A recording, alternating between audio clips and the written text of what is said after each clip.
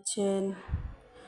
আমি সকালে ঘুম থেকে উঠে যে ঘরটা ঝাড়ু দিয়ে নিলাম, তারপর হাত মুখ ধুয়ে নাস্তা করে নিছি।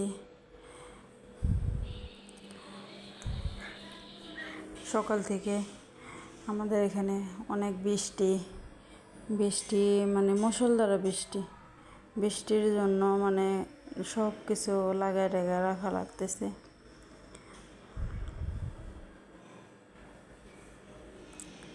যে ময়লাটা এখানে রেখে দিলাম, তারপরে বাজার নিয়ে আসছিলাম। এখানে পুঁই শাক, তারপরে পুঁই শাক দিয়ে বলছি এই শাক ভাজি করছি, আর ডাঁটা দিয়ে, কাঁকরোল দিয়ে, তারপরে মিষ্টি লাউ দিয়ে একটু তরকারি রান্না করছি।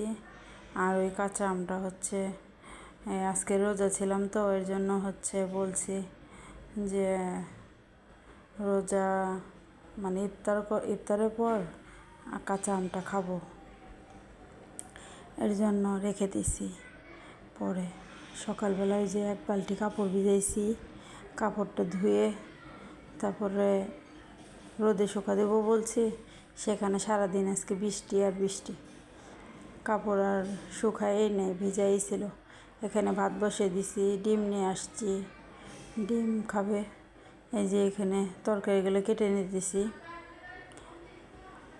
মিষ্টি লাউ, কাঁকরোল, আলু, তারপরে পুঁই শাক, এগুলো কেটে নিছি।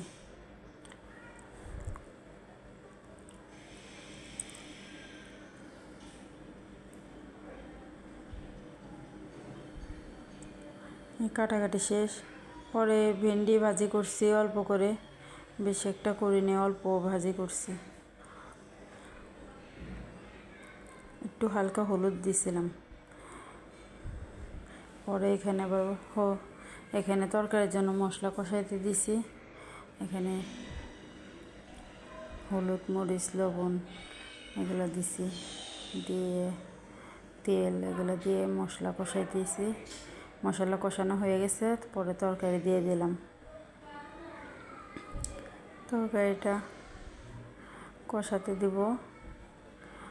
তারপরে আমরা প্রতিবারই কোরবানি দিই, এবার কোরবানিটা দিব না। বাড়ির কাজ করানোর কারণে একটু ঋণ হয়ে গেছি।